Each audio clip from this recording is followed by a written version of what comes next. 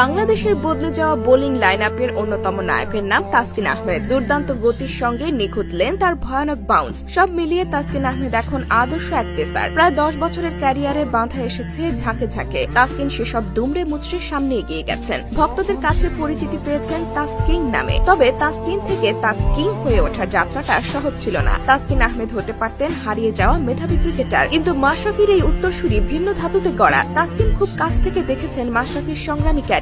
চন্ডিকা হাথুরু সিংহে দ্বিতীয় মেয়াদে বাংলাদেশ দলের কোচ হয়ে আসেন। হাথুরুর অধীনে তাসকিন যেন আরো অপ্রতিরোধ হয়ে উঠল। পরিশ্রম এবং পরিশ্রমের জোরেই তার এত দূর আসা।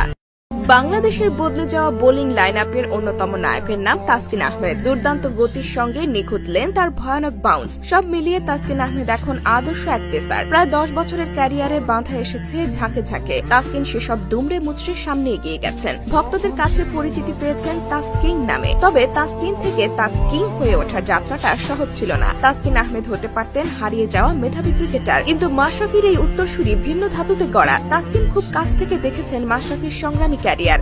চন্ডিকা হাথুরু সিংহে দ্বিতীয় মেয়াদে বাংলাদেশ দলের কোচ হয়ে আসেন। হাথুরুর অধীনে তাসকিন যেন আরো অপ্রতিরোধ হয়ে উঠল। পরিশ্রম এবং পরিশ্রমের জোরেই তার এত দূর আসা।